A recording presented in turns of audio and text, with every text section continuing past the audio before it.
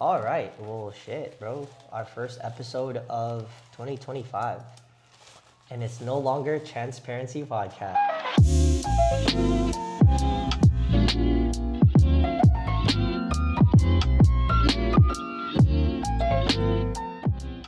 So yeah, welcome guys.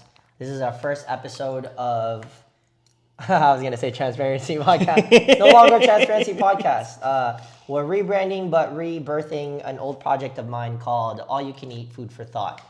It was a project of mine that I started back in 2016 with old friends of mine, but I decided I think it would make more sense to just bring it back and put it into a more useful space, especially with what we've been doing with Transparency Podcast. And the idea of AYCE Food for Thought is, you know, the best conversations usually happen at the dinner table when you're dining with friends, family. I mean, that's how it used to be, you know, when back in the days when technology wasn't so prevalent and it was here. Enticing. Yeah, people would actually eat together and have, you know, stories shared while they're eating. So I thought I wanted to bring that back. And it's also kind of a play on, you know, food for thought, right? Like a lot of times when people say, oh, a food for thought is like giving you advice or like something that's like a fun fact. And for today's episode, our first episode of 2025 is going to be about jobs versus your passions. And I know we've had conversations before in Transparency about jobs, but I think I wanted to bring it back to more of an emphasis of what is a job to you versus what are you passionate about? And are those two things really like kind of together? But at the same time, we want to give a shout out to our food for today, the meal that we're having. It's actually Hawaiian from HUKILAU. This place is based in the Bay Area. You just do your research, search it up where HUKILAU is, HUKILAU. Really amazing place. I got a locomoco chicken katsu with Spam. And I got a chicken katsu with spicy pele sauce on the side. That looks so fire. Oh, and they even gave you the katsu sauce on the katsu sauce side. too. Dang, bro. Oh, and we also got, as an extra, we got Pork kalua, cheesy fries. pork kalua cheesy fries. So, I mean, obviously we're kind of setting up, so it kind of, you know, but we'll see how it is. I'm sure it'll be good. But man, dude, I want to take my first bite before we even get started on our podcast. I know. I'm hungry too, man. Like, This is pretty thick. yeah, The pele sauce. That's what she said. Oh, That's good. pretty fire. I'm good. Shout out to HUKILAU again. Not sponsored, but we would love to promote you guys because you guys have amazing food.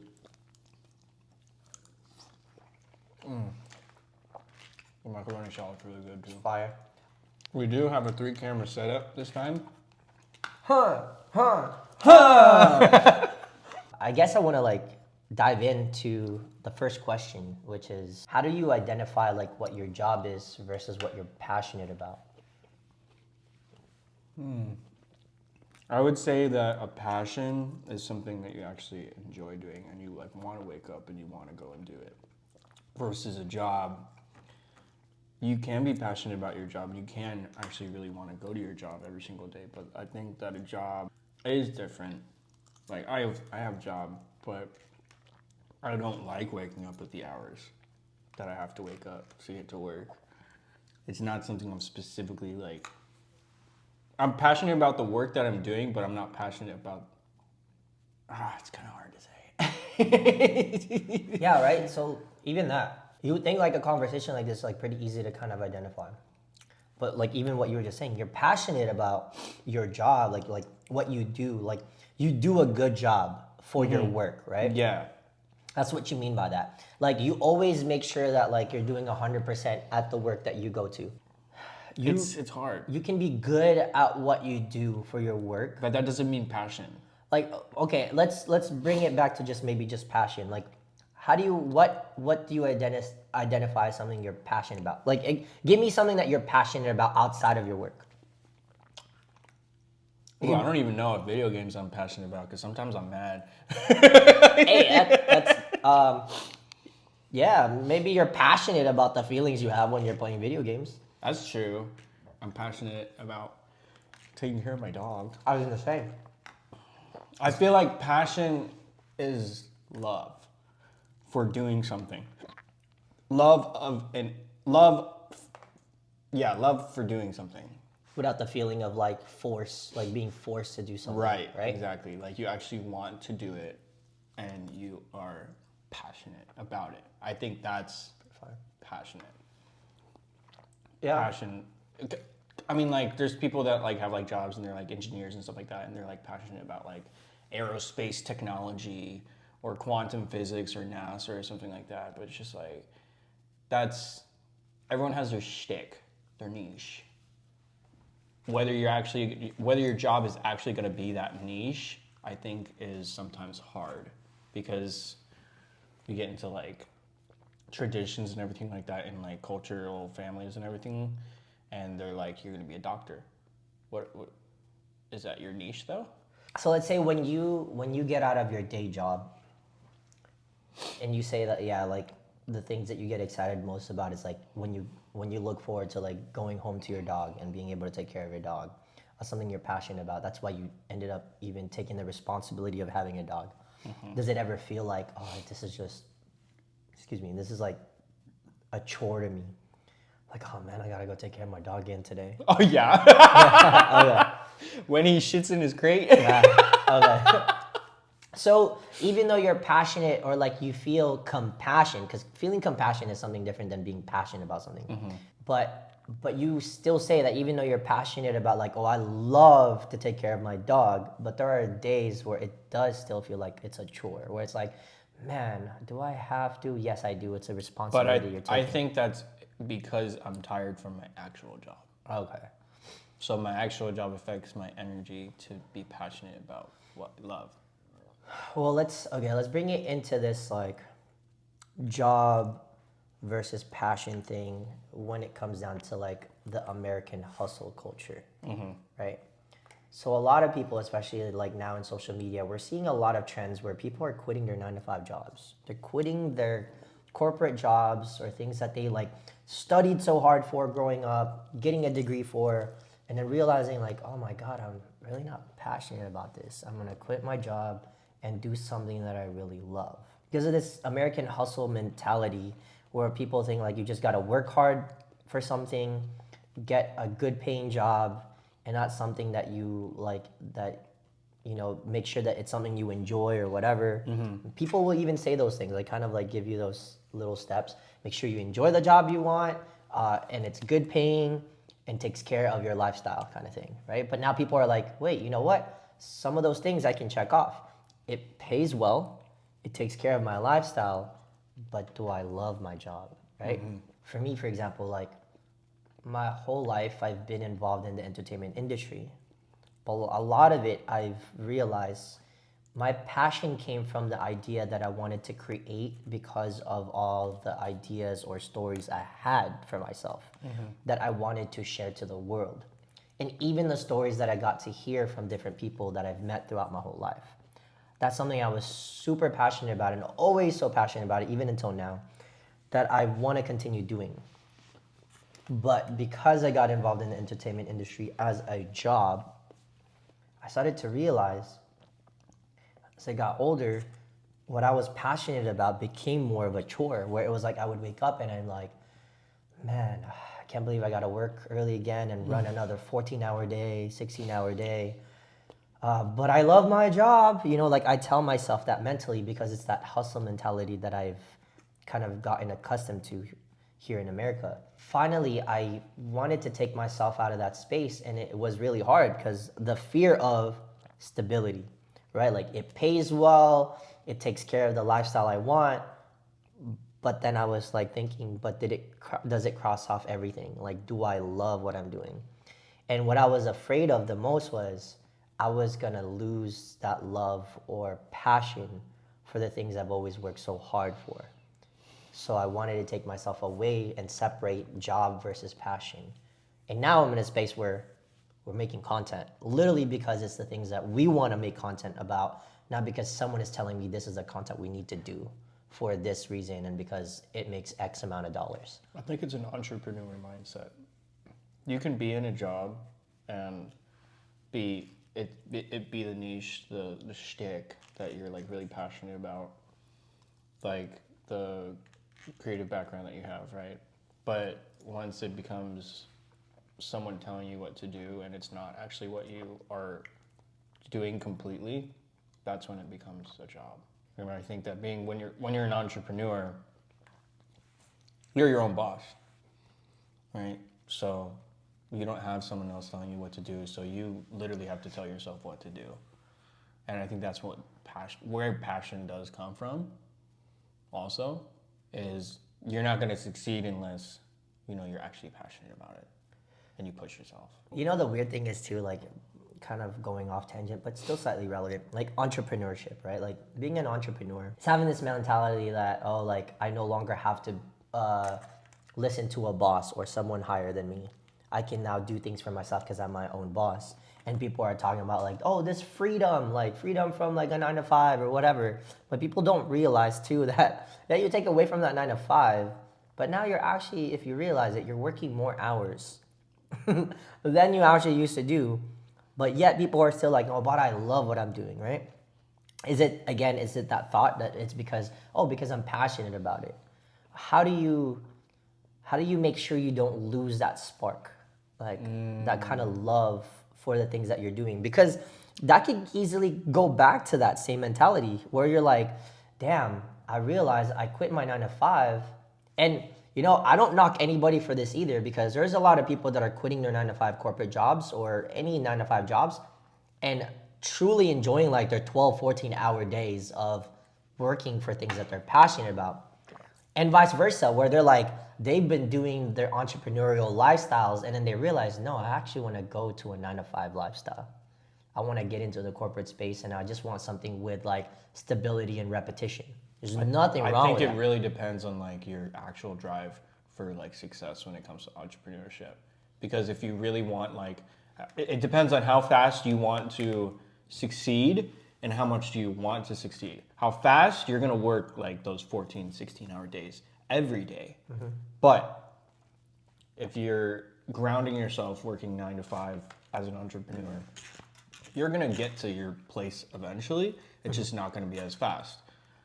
But I think that's something that a job comes with, is like the grounding with the schedule. Like you have to go into work, right? Okay. When an entrepreneur, you make your own schedule, right? So there are going to be times when you're like, I don't want to wake up today. I'm just going to be in bed. That's when you're losing your motivation, I think. And that's when your efficiency and like your development and everything starts to like go down a little bit. Yeah. But I mean, it's a luxury, I think. Being an entrepreneur is a luxury because you get to make those decisions. But I think there's definitely different personalities in entrepreneurship who are like, they have that drive. Yeah. Or they have their survival instinct where they're just like, I have to do this. Yeah. I have no choice. I'm going to be on the streets if I don't do this. I think that too, like you just mentioned it, survival instincts. Yeah. Like there's that mentality that like, oh, if you don't do anything, like you're really not going to get anywhere kind of thing, right? Some people love that kind of like drive, right? To motivate them and keep pushing them. Yeah. Like how some people like, they love to like stand at the edge of a cliff type of thing and it gives them that adrenaline. People will never. Yeah, right? Like people will go skydiving and do all those paragliding and all that stuff. Like, I can't. But it's just a thing for them, right? Like people enjoy those things. And I think what's really unique about both of us is we are in those two different spaces. You're in a space where you have your 9 to 5 that you go to every day. Nuh-uh. Well, not every day, but 7 to 7. Okay, well, 12 hours. It's not 8 hours. My bad. Well, you know what I mean. Like you have a repetition, a repetitive workspace that you go to. I'm scheduled. But you still like your job. Like you like what you're doing. There's nothing wrong with it. And meanwhile, I'm in this space where I'm like, I'm doing my content creation and the stuff that I love doing. But is there something you want to share that maybe in a perspective of what you see in my side versus what I see on your side that maybe you wish you had, or what you're thankful you don't have that I have? That's something that maybe we could even share to the audience, because I think there's so many people nowadays that are influencing everyone to just be like, just quit your jobs and just start this thing and become a entrepreneur and become a content creator because you're going to make lots of money this way. That's not true. 90% of the time, people that post those things don't give you the transparency. Don't give you like the full, I guess, like details of how hard it really is to get to a space of comfort as a content creator. Like, people don't share with you all the battles that they face behind the scenes. They don't. But I'm the type of person, I like to show you the authenticity of what it's like to really struggle before you get to that comfort space. So is there anything on your end that you're like, oh, I'm glad I don't have what you're dealing with? Or, you know, and there's nothing wrong with being open about that. Or I wish I had what you're doing. That you feel like it's something that maybe you have a passion for, but you feel like you can't really commit to because of your work. I guess the ability to just stay up late. Stay up late, play games, and just be with friends and create a community while doing it. Yeah. Right? And I think that's something that you're doing. Yeah. But you have the time and freedom to do that, right? But with my job, it's like I have to make sure I get like 6 hours at least. Yeah. I have to make sure my dog is like handled. And I maybe get to play video games for like an hour. Yeah. If that. Yeah. And I still have the phone calls with my girl. Yeah. And I mean, meal prep, all this stuff to like try and like maximize and save time so that I can have free time. I mean, even your mentality of like when you play games with us, it's like you're not really de-stressing. You're not like playing the games anymore just to kind of like relax, because now you're in a time limit too. You're like, oh man, dude, I only got an hour left. Like, come on, dude, let's queue up. Like, what are we doing? Like, let's beat up some people or something. It's more of this like, time is not efficient right now. Sitting here in a lobby. So like you're stressing out even more just playing the game itself, right? I think time for me is like always. I feel like I don't have enough time. Interesting. But then on my off days, I sleep because I'm tired. You're tired, yeah. I just sleep for like ridiculous hours. I'll go to bed at like 1 a.m. and I'll sleep till like 11, which is technically like wasting time. But it's like I'm getting back time. Yeah, but it's your health. Yeah. Right? It's your health that you're refocusing on. I would say it's probably just the freedom to create your own schedule. Interesting. That's what I would say is that I'm jealous of you. Yeah.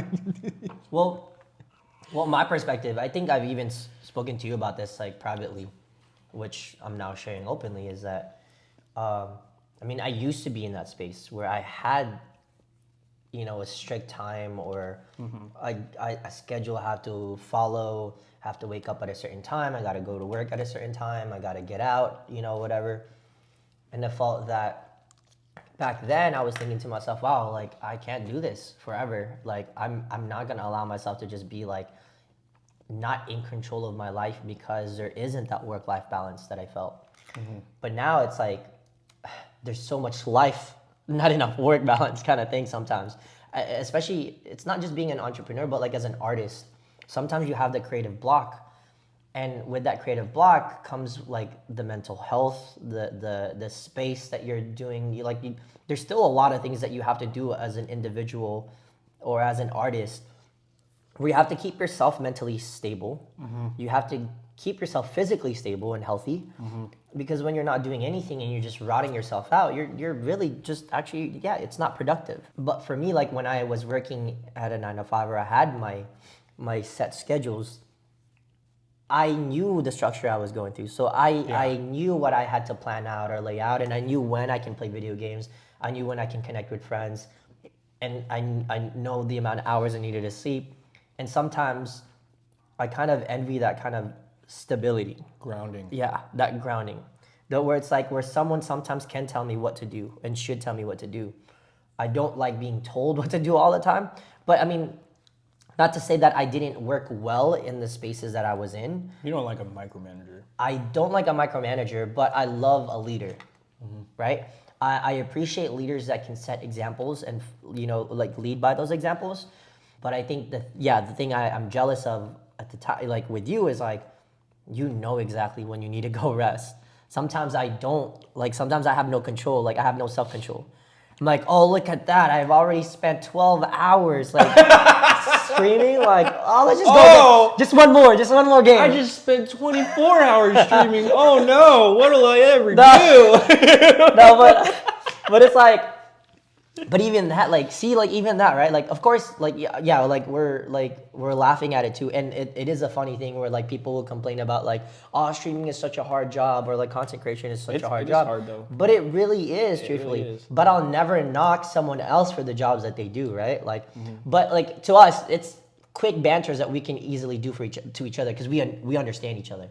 But truthfully, guys, we would never, like, knock other people out there for whatever career choices they make, whether you're in content creation, in the entertainment industry, whatever it be, or working in tech, like sales, whatever. It's nothing that we knock on, but it's like people have their own challenges that they face in these different spaces. There will always be something that you want more of. You can be a writer and you get writer's block. Yeah, and I feel like no one will ever be truly content in the spaces that they're in, no matter how many times people will try to influence you and say that one thing is better than the other. I think that's the reality that we want to share in that space of having a job versus a passion. I think, to me, I believe both things can mix together. You can be passionate about your job, which is also something that you've always truly wanted to be involved in your entire life or wanted to do, or you could still love your job and have something else to do on the other side, you know, like at the end of the day kind of thing. And that's the reality I kind of wanted to share, is that even though you're in that space and I'm in this space, we both kind of wish we had each other's different things, right? Because no one will truly really be content. And I thought, I was like, oh yeah, this is it. I'm gonna live the life and I'm gonna enjoy it. But then, like, literally, like, yeah, like, I just recently did a 24-hour stream. It was great. I had fun, and there were a lot of people that came in and out and helped me and supported me and played with me throughout those 24 hours. But, like, after that, I was like, I am mentally drained. Like, I cannot associate or socialize with anyone for the next 2 days, which I did. I disappeared for 2 days. I was like, I need to hibernate. And to me, I was telling myself, like, but man, like, if I keep doing this, if I allow myself to just stay and, like, rest for too long, I could also put myself in a space where I'm like, now I'm actually not rot again. Yeah, I'm not being productive. And sometimes that's like where that part where I'm like, oh, but I know I have an obligation, right? Like, I have an obligation. I got to go to work at 7 o'clock in the morning. You slept for what, 19 hours? I slept for 19 hours. 19 hours after 24 hours. hour stream and 19 hours of sleep. But 24 hours of looking at a screen at the same time as, like, you are yourself, but you still have to, like, perform. You still have to perform. 24 hours of performing is... You have to keep, you have to keep, Did you ever put on the glasses? No, dude, I didn't. The even whole put on glasses, time? dude. I was just, after 7 hours, I put eye drops, and when I put the eye drops, I even said, like, I think my eyes turned even more red. Like, it got redder than than I did without the eye drops. And then towards the end, I think it was like the 22nd hour, 21st hour, dude, I legit, like, blacked out and fell asleep, like, What? on Marvel Rivals. Like, I was on Marvel Rivals, and I was like, and we were losing so bad. They were like, "Where's my healer?" I was like, "Oh, my bad." Oh my gosh. Yeah, like, and like, people will be like, well, you're stupid. Like, you chose to do the 24-hour stream. But there's incentives to it. It's the same thing as, like, you do your job and you do a great job for 8 hours straight. You're going to get, commended for it. You're going to get something and rewarded for something like that, right? Like, Hopefully your leadership gives you commanding. yeah, like, and even that, like, hopefully. It's the same thing, even with my Hopefully streaming. you don't have management that's like, so you're doing your job? Oh, like, wow, that's great. You're doing the bare minimum of what you're Yeah. actually assigned to do. Like, shit like that. It's the same thing with streaming. Like, you hope that within the 24 hours, something will come out of it, right? So again, it's like, that's why I don't like to knock people over what choices they make, because people don't realize how difficult and the amount of hours and labor you actually have to put with being an artist. Everyone's situation is different. Everyone's situation is different, and it'll always change. So We want what we don't have. yeah, that's a good one. We want what we don't have. No matter what, like, I recently got a job, right? Like, I was in a space where I was like, oh my God, I love this. Like, I accepted a job I was really passionate about, and then literally, like, a few months later, I was like, is this really meant for me? Whenever you feel that way, though, like, when you tell yourself, like, man, dude, I wish I had what he had, or I wish I get to do what they're doing right now, how do you, like, kind of ground yourself again and be like, you know what, everything is fine. Like, I'm grateful for what I'm doing. You want the friend response or do you want the toxic response? No, like, lay it out, bro. The toxic response would be like, no, screw that. His life sucks. And then start downplaying them to try and make yourself feel better. But I don't do that with you. No, I was gonna say, but truthfully, do you ever feel like you do that? Like, maybe not even with me. It doesn't matter. Like, even if you do, but because again, like, to each their own. Everyone has their feelings, and sometimes you do kind of, you know, sometimes people say that it's very toxic to have like those kind of feelings, but sometimes you need to let out some things to make yourself feel good. But it's not like you're really harming me by saying those words to me. Because at the end of the day, I probably feel the same way. I'm like, nah, fuck that. Like, I don't want to do what he's doing. You know, like, it's the same shit. So like, truthfully, like, again, we want what we don't have, but also at the same time, we wish for the things that they're experiencing to not happen to us, kind of thing, right? But do you ever have those moments where you do tell yourself that, even about other people? Like, you go out there and you're like, damn, bro, this dude's just rolling in with a Lamborghini. Like, fuck you, though. Like, like, you must be in, you must be in hella debt with like that rental Lambo. That's what I think about. I'm like, Right? damn, like hella dead, dude. That sucks. Yeah. Do you really need that car? Yeah. What do you do for work? Nothing? Oh, trust fund, baby? That means you don't know how to work. It means I'm better than you. Yeah. Right? It gets into that kind of like mentality. But that's like the toxic, like immature response. The other response, the friendly response, would be just like, you know what? Everyone has their own skills. And everyone has their own life, their own struggles. And, you know, I'm grateful for what I have. Yeah. And I just hope them the best. Yeah, like I always tell myself, and I had this conversation recently with even like with friends where I was starting to reflect about the things that I wish I had or was doing at this point in my life based off of things that I've always wanted to accomplish for myself. Because many times my friends would tell me like, dude, why do you like self-deprecate and like tell yourself or undermine your accomplishments when you're over here telling everybody else to always celebrate your wins, no matter how small or big it is. But I think I've always just been so hard on myself of like, oh no, after I accomplish a goal, I wanted to accomplish another goal and then another goal. And then next thing you know, I've accomplished like 100 different goals, but then I'm not reminding myself that I did all of those already. But I'm just looking ahead and I'm like, oh, but I'm not there yet. Do you think that's like an American thing? I Like think an it's American a survival hustle? thing. Like no one ever like kind of thinks about what they should really be grateful for and what they've accomplished so much in their life. I don't think it's an American thing because America is so prideful. I think they are proud of like what they have done to a boasting degree, but I think it's more of a survival thing because it's just like, no, I can't back down. I can't back down. Yeah, like I can't stop. I need to keep going. Right? Because you have so much like fear of like failure that you're just gonna keep pushing and pushing and pushing. You can't even realize what you have accomplished. Interesting. Like for me, I feel like I'm constantly behind. I feel like I still don't make enough money. I feel like I should be married by now. Yeah. But do I have the means to actually be married right now? Maybe not. I don't know. Yeah. I don't think so. Like I feel like I should have a house by now. Do I have a house? No. Yeah. I mean, a $5,000 goes a long way in the Philippines, though. I need my passport. You can celebrate. You can get married. Do they have bro. work visas over there? Yeah, dude. Especially for you, bro. You're an American citizen, so it'll be easy, bro. You can start a business. I want to go to the Philippines. Dude, Boom, here. you can start. No, it's just a visit. No, you're staying. With $10,000, you can start a business and be set for life, bro, in the Philippines. That's why there's so many. I mean, that's a whole nother topic we should talk about, but but that's what I'm saying. Like, what I was thinking about earlier is that I've had those conversations with my friends where I'm reflecting about my accomplishments, but I'm really grateful at the fact that I don't compare myself to other people. I don't like put myself in like, damn, why does that person have that and I don't? It's more of like, I look at what their accomplishments are and I'm like, maybe I want that too. And then I start self-deprecating and telling myself when I'm not accomplishing a goal that I want, and I'm like, man, I really wanted this thing, but I can't seem to have it or get it or attain it, you know? I think I do that at work. Yeah.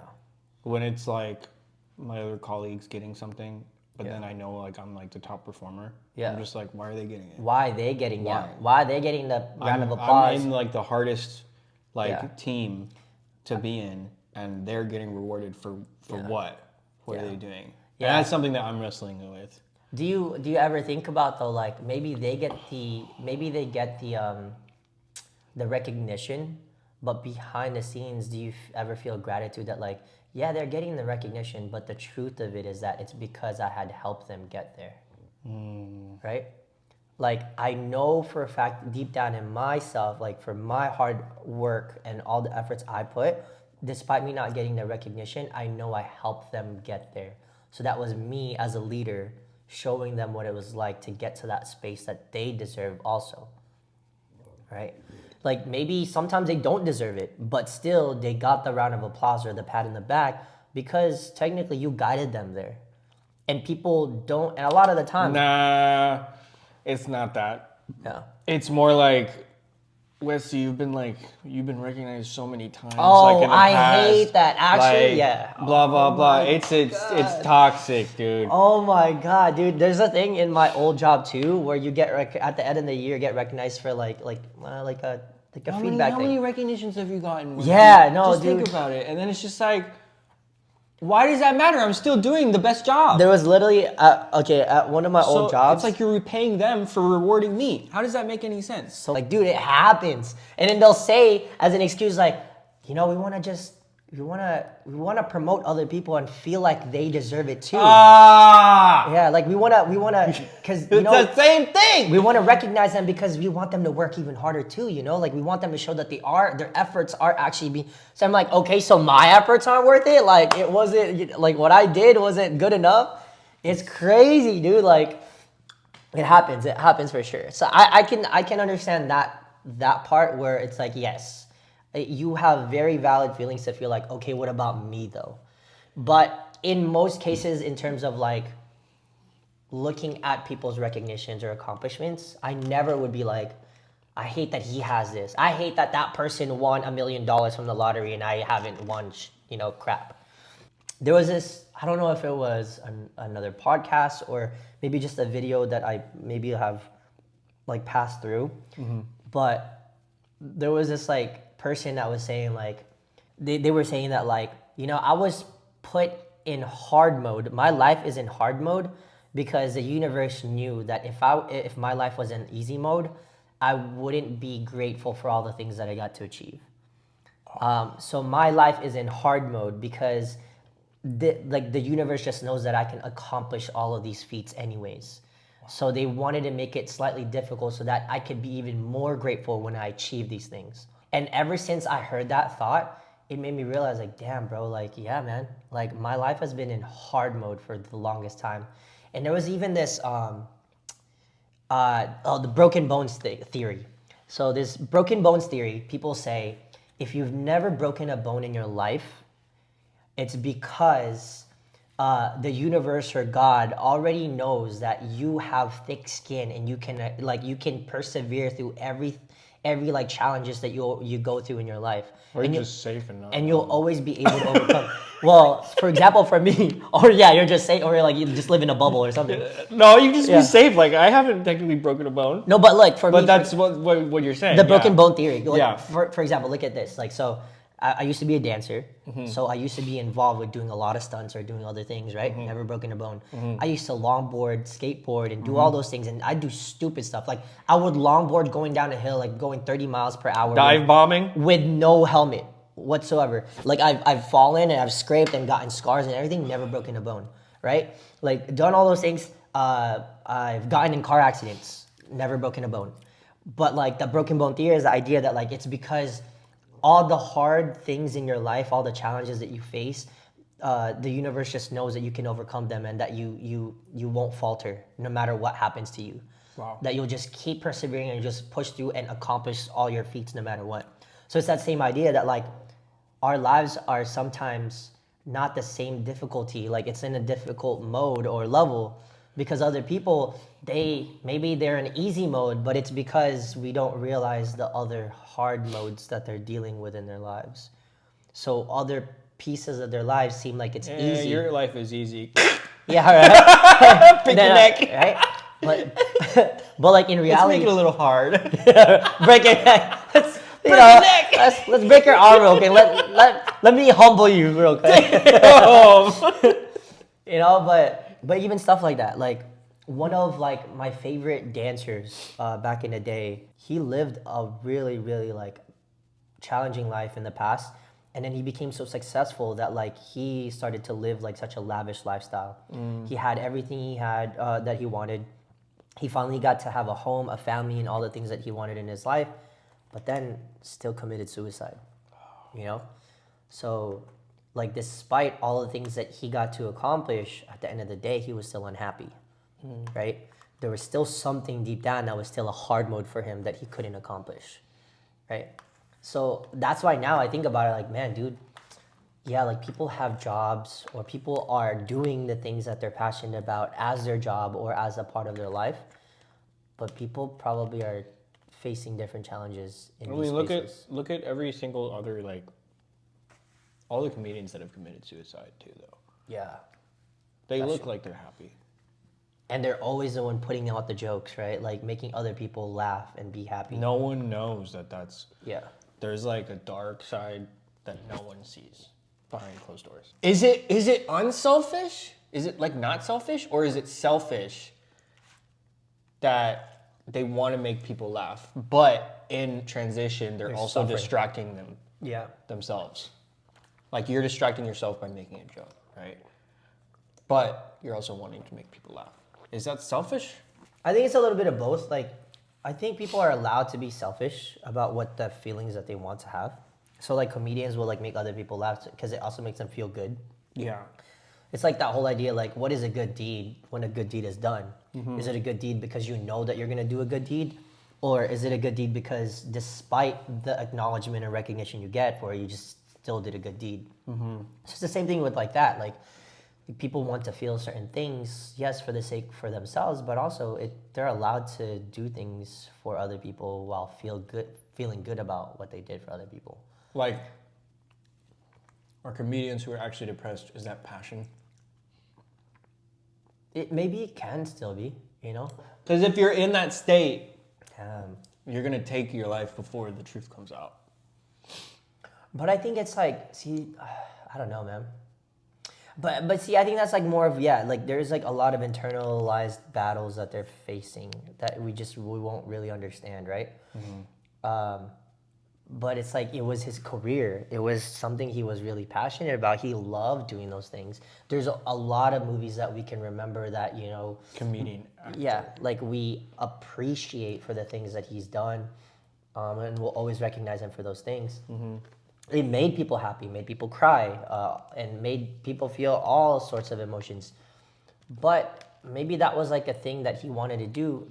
At the end of the day, maybe he still didn't feel content about it. He was like, oh, okay, I'm doing this now. And I thought that this is what I wanted for my life, but what now? Maybe that was a thought that he had, you know? I wonder if he did it for survival. Maybe, yeah. To do it to distract himself. Yeah. Like, I think it's selfish if you're doing something like a comedy. Like, let's say Kevin Hart, for example. Imagine if he was like on stage. Like, I remember that one Netflix comedy he had. I think it was in Atlanta. And it was his like really first like big comedy act where it was a packed stadium. Like for the first time ever, they packed a whole stadium for a comedian, and there were like hundreds of thousands of people there. And I remember he said like, this makes me so happy to see that like I get to bring so many people like this and not get so influenced and just want to laugh and be happy about the things that I share, right?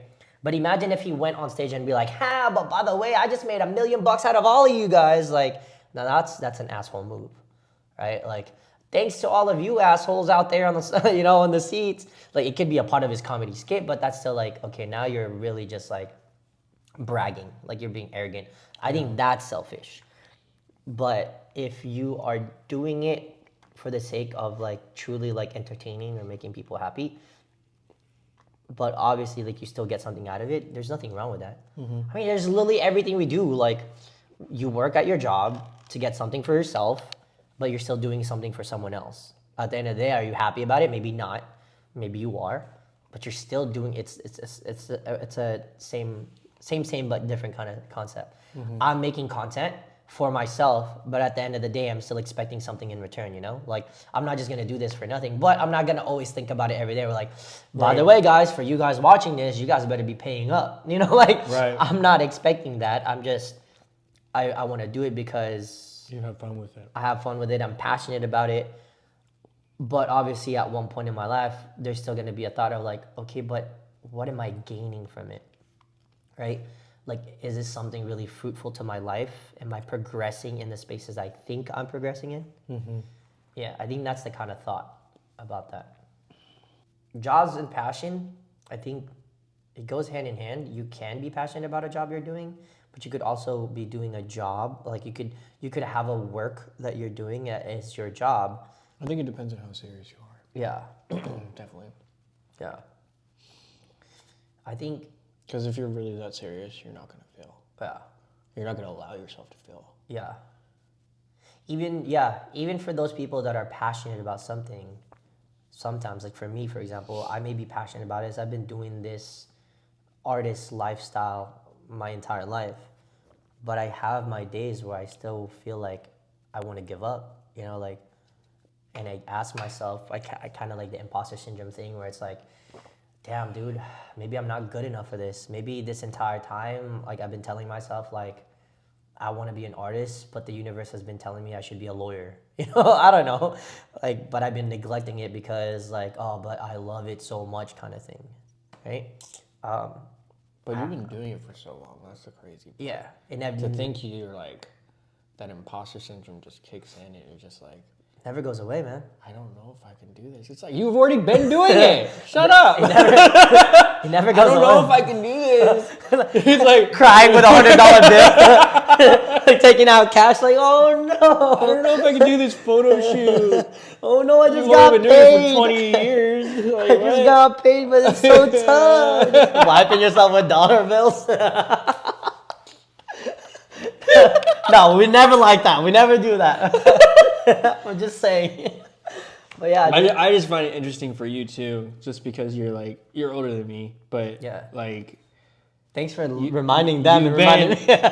You've been doing like this for years. Yeah, man. So it's like, where does the imposter syndrome come in?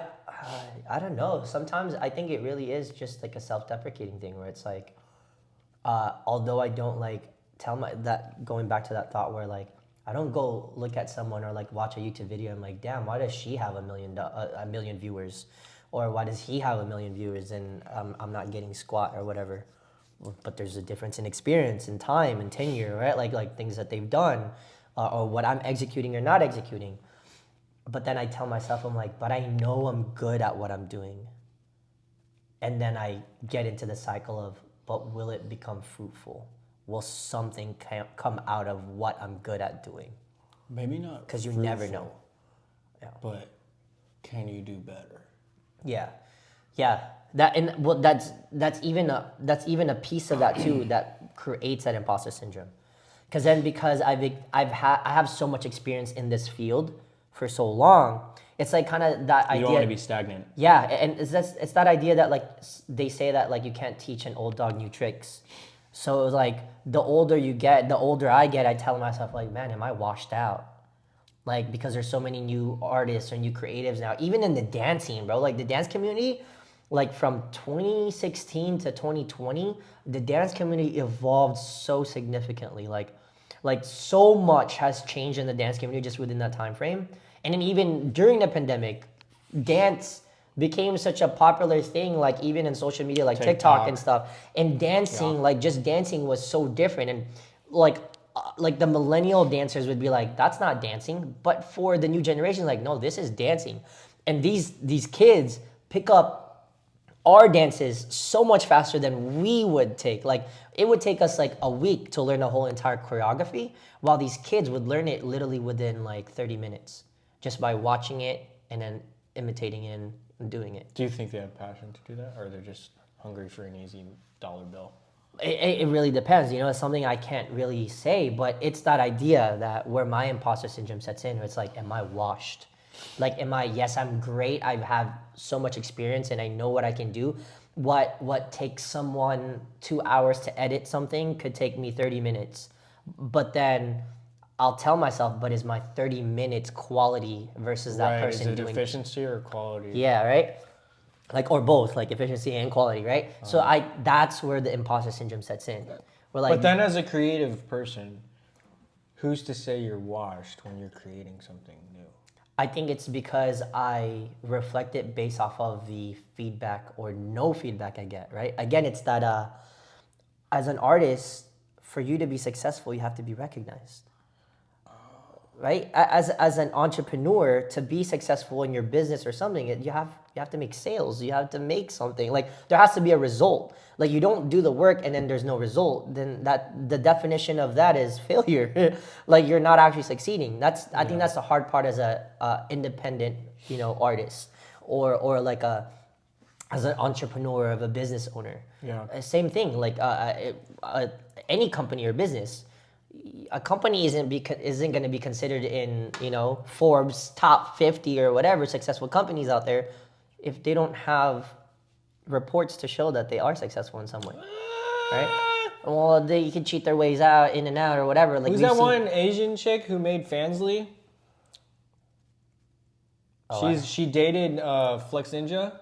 Oh, I know who you're talking about. Yeah, that. Well, she's on Jimmy Zhang videos now too. I know who you're talking about. Yeah, She was on Forbes. Well, I see. There's just a lot because I know a lot about what she did and how she accomplished some things, and actually what she did for the community too.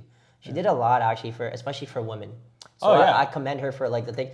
But like, that's like the big message for fans. Yeah, but even Is it Fansly or Fan House? Fan House, I think. Yeah, Fan House or something like that. But that it's that thought. Like, as an artist, you have to have recognition or you have to be recognized. Like, for example, the most famous poets out there or painters, they weren't famous when they were alive. They became famous when they died because their work was recognized after. That's the only reason why they're famous or their paintings are worth billions of dollars now, because of the recognition. But do you consider that a success because they were recognized when they were dead, or have they always been successful even when they were alive? Right? It's a very hard thing to kind of identify. It's very subjective because of that. And that's what artists look at every single time. Well, Like, another question is what quantifies success? Because for me, I think that success is something that you're allowed to continue to do. yeah. Well, yeah. So, like, to me, like, success and happiness are like a state of mind kind of thing. It's like that's why I always remind people, like, celebrate your wins no matter how small or big they are. It's worth celebrating. Like, oh, like you got commended, you got a compliment or like good feedback for the work you did today. Celebrate that. Be happy about that, because it's like, as an artist, it's like you can only do so much to feel or even be successful in your own space. Like, you can look at me and be like, dude, you're successful because you're kind of living the life that I wish I could have, where like you don't have a job or you're not doing something or you don't have a structure that's like a 9 to 5 kind of thing, but you're comfortable. Versus where like you say like, oh, but I have to think about the next paycheck and where that's gonna go, kind of thing, right? Like, but to me, like, I look at success as more of like, well, success to me is like if I'm helping others get to where they want to be in their lives, but at the same time, it's also a space where I get to truly like be my creative self, right? I'm not looking at the monetary value, but maybe it's also because of a space of privilege that I have. Because there was one point in my life where I was looking at the monetary value. How can I help someone succeed in their space, but also get to do my creative like lifestyle that I want, but also get paid for the things that I'm doing for someone else?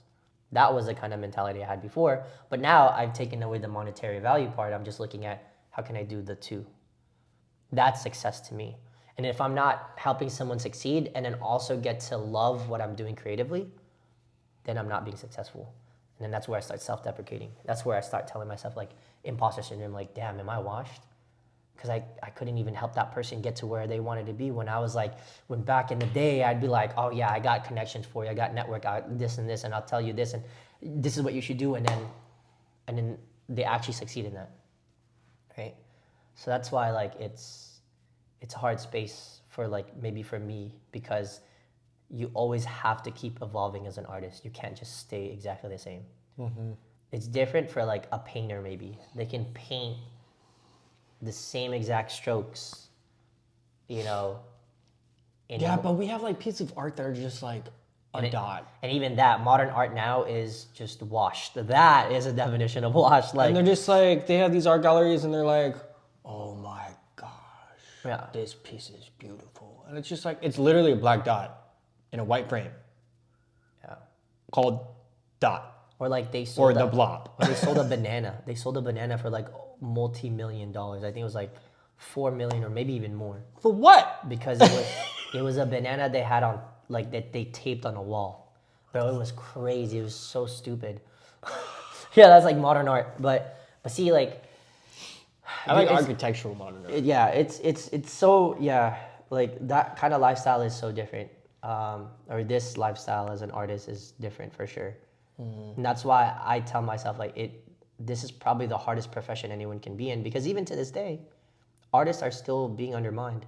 Artists are still not given the right recognition that they should be given, and they're still taking advantage of in many platforms. I think the scary part too about being an artist and creative is that you can also have huge risks. Oh yeah. Not only with like poverty, but like just in general, like you're being scrutinized. Yeah. By the public. You can you can say something wrong. You could reach that success spot. Yeah. And then get canceled. And get canceled because you say something wrong, even if it's an accidental. Like even if it's not done on purpose. And it's just all like, over oh, no. social media. And then even if you try and go in to get a new job or something like that, they're like, hey, aren't you that viral guy that got canceled? Yeah. Then you're just like, it sucks that now in today's society, an artist is dependent on other people's recognition. When it should have never been that way. yeah. You know, like again, like many painters and poets back in the day did it because they loved it. They loved it for the love of art, and that they felt that it was a beautiful piece of their lives that just gave them a peace of mind or clarity in their lives, whether it was going to make them rich or not. But now it's like, I want to become an artist because I'm going to make $1 million if I do this and get recognized for it. I'm going to be a creative and then I'm going to do it this way because this is what the audience likes to see. Even movies now, filmmaking is like that. Like the industry, Hollywood makes movies to make more money. Like they make movies to make more money. It's like, okay, what movie will give us X amount of dollars at the end of the day? Rather than what is a movie that it has substance, has good storytelling, and is also impactful to the community. I think that's Mr. Beast. It's the influence of things like that. But you know, it's like making that money, but it's like, are you really an artist at the end of the day? Like, you know, but that's even a whole nother topic to go over. Mr. Beast is actually, Yeah. He's pretty, like, I actually commend him. You know, he's younger than me. Yeah, dude, He's crazy. a baby. He's done so many crazy. And within a span of like 10 years, Dude, even he reached #1 spot. Think about like even like the amount of money he splurges per episode or per. He spends money and gets the money back. That's so cool. But I think that's for him is like the creative part that's just like actually like commendable. It's just like he's like, what can I put back out? Yeah. Not how much can I take back out? How much can I take Not back? your first statement. It's the second statement where it's like, what can I give to the community? Yeah. I'm going to give you a pumping heart or a Tesla. You need to pick I'm just kidding. That's, Imagine. that's me kidding. I heard you needed a heart transplant, so I'm giving you an option. That's Squid Games, bro. It's the Meat Canyon video. He's like, do you want a heart or a Tesla? You're going to die within 12 hours. But it's just like, but I want a Tesla. But a Tesla, He's like, can okay. it can drive you automatically. That's crazy. But he will do those crazy things though. Like, well, he'll like give back to the community. I think He's that's given lots of money and so changed a lot of much. people's lives. in good ways and bad ways, you know. Yeah. But damn, bro, Oof. that was definitely a lot. Definitely a lot to recognize about the topic. I know we kind of went down multiple rabbit holes, pulled a whole Alice in Wonderland kind of thing, but it is definitely interesting. Like, how do you identify your job versus your passion? Can they be put together, or do you have to always separate them? I have a job so I can support my passion. And I had jobs, or I worked my ass off in the things I was very passionate about to attain a space where I can continue my passion. There you go. Because technically, I've always been doing the things that I was passionate about. I've never stopped. But there are moments where I felt like giving up. But yeah, I worked really hard in my passion so that I can get in a space where I can continue to live with my passions in life. But, you know, everyone has their challenges, because I still face it. You still face yours. And hopefully in this kind of podcast and conversations, a food for thought. I hope you guys got a lot of food for thought for this. You know, even, but I really did hope that you guys learned a little bit of something from that, because That's the thought part. even if your life is in easy mode or if your life is on hard mode, I hope you guys can find your passions in life. I hope you have a job that you're passionate about or that you do like. And if you don't, You know, if you're passionate about being in your mom's basement, that's okay. yeah, dude, don't be easily influenced by what the media shares too much. And I'm not talking about political things. I'm talking about like even just the influencer mindset of like, I quit my job so that I can do this. It's just boasting. You can still do those things even when you have a job. Finding a balance in work and life, I think, is the most essential piece of it. Like, truly understanding what your life and work is will allow you to continue doing the things that you love. A lot of people fucking like work 9 to 5 jobs and still travel every weekend. You know, I know someone that has a nursing job and every weekend they're out snowboarding or at a different city, a different state, and they're still loving what they're doing both ways, you know? So it's possible. It's possible to do both or none or either. It's just finding your place in that and really committing to it and not giving up, I guess. Just don't get lost in imposter syndrome. Yeah, don't get lost in imposter syndrome. It's a deep, dark hole. Yeah, don't be a bitch. Oh, shit! I'm just kidding. Don't be a bitch! You! And that's how we end the podcast. Thank you for the first episode, guys. I hope you guys liked what we had. I hope you liked the food. I mean, now it kind of looks all over the place. That's a loco moco if I ever seen I'm one. kind of sad because we waited too long to eat this, but I'm sure this would have been fire. I mean, it's still good. It'll be fine in the I think we're gonna microwave it. And we're gonna air eat fry this. it or something. Yeah, but it was fire. Thank you again, HUKILAU, for the food. It was amazing. I didn't want to continue to chomp down, but I'm gonna finish this now because I'm still hungry. I'm gonna eat this, but off camera. So thanks guys. Peace.